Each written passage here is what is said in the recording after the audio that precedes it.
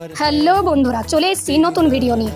আজকে ভাবলাম মায়ের একটি শাড়ি পরে নতুন একটি লুক ক্রিয়েট করে ভিডিও বানানো যাক। তাই তো শাড়িটি পরে চলে আসলাম। যেহেতু আমি শাড়িটি পরে কাজ করব, সেজন্য কোমরে একটি ওড়না বেঁধে নিলাম। তো কেমন লাগছে বন্ধুরা আমাকে অবশ্যই বলে যেও। তারপর আমি চলে গেছিলাম আমাদের বাড়ির পেছনে, যেখানে কালকে মাটিটি বানিয়েছিলাম। তার আগে বলি, এই চুড়িটি হলো আমি নিজে তৈরি করেছি। তো আজকে তোমাদের আমি ভাবছি, যেহেতু আমি গ্রামের মেয়ে আজকে সেজেছি, সেজন্য গ্রামের তৈরি কিছু একটি বানানো যায়। তাই তো বসে পড়লাম একটি ছোট্ট পদ্ম উনুন বানাতে। এই উনুনটা খুব সহজেই তোমরা বাড়িতে বসে বানিয়ে নিতে পারবে।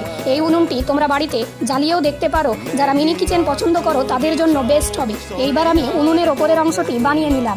উনুনটির ধোঁয়াটা যাতে আমাদের চোখে মুখে না ঢোকে, সেজন্য আমি ভাবলাম এই উনুনটির একটি পাইপ লাগানো যাক। তাই উনুনটির পাইপটাও সেট করে নিলাম। এবার যেহেতু এটি একটি পদ্ম চুলো, সেজন্য পদ্ম পাতার সেট কয়েকটি চুলোর চারিপাশে ভালোভাবে লাগিয়ে নেব। পদ্ম পাতাগুলিকে ভালোভাবে মসৃণ করার পর আমার চুলোটি অবশেষে কমপ্লিট হলো। তো কেমন লাগলো বন্ধুরা আজকের ভিডিওটি অবশ্যই বলে যেও। আজকের মতো টাটা, আমার চুলোর ফাইনাল লুক।